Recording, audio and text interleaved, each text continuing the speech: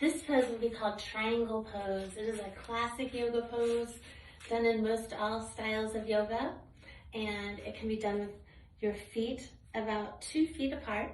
Your legs are nice and straight with your body facing forward. Arms go out in a straight line.